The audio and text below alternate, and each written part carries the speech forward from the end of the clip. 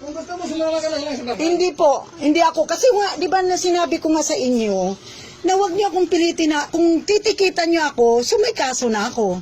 Bakit kakasuhan ka nga? Ticket po yan. Magkano din yan. Babayaran ko rin yan ng 1,000. Alam mo pala, bakit hindi? Hindi ko naman alam na kailangan mag-face-mask habang naglalaba. Kapag ka na matapang ka. Ano po? Kaya matapang at mahawag ka. Hindi po.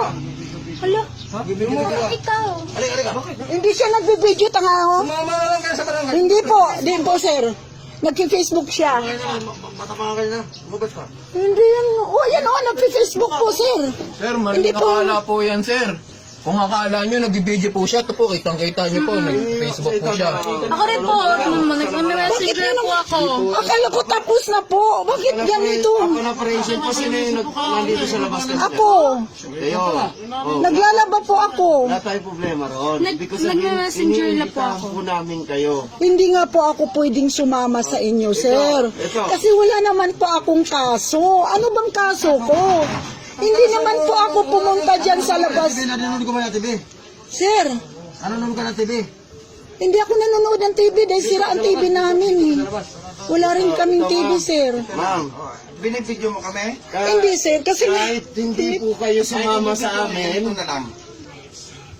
Nakiusap po kami. Sige na lang. ako rin nakiusap po ako sa inyo. Dahil first time ko nga, hindi ko naman alam, nangatwiran ako, hindi ko alam na kailangan pala mag-face mask habang naglaba. Tagal na po. Ang alam ko, hindi po sir, ang alam ko kasi kapag bumibili ka, kailangan mag-face mask, pag lumalabas, kailangan mag-face mask. Mandatory na po natin yan. Pag lumabas ka ng bahay mo, mag-face mask po ba? Opo, maglalabas nga ng bahay kayo.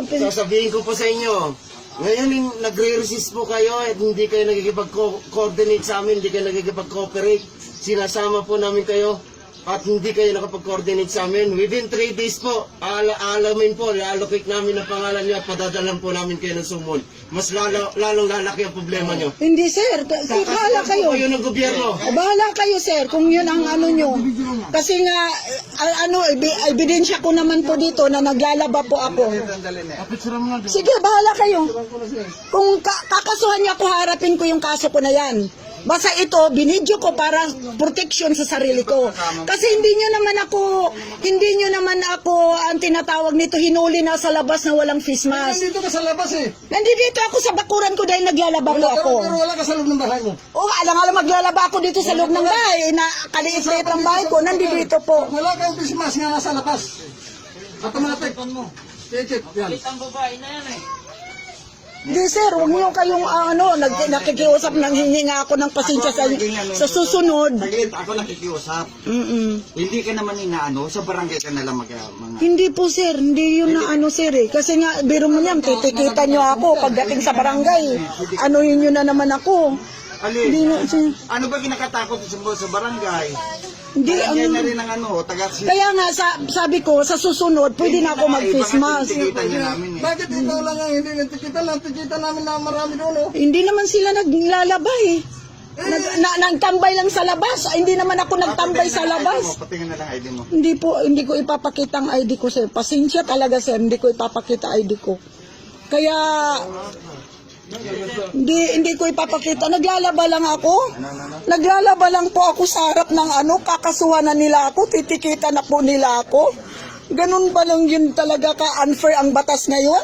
Tapos pag natitikitan ka, 1,000 ang tubos mo. Pag hindi mo matutubos, another kaso na naman.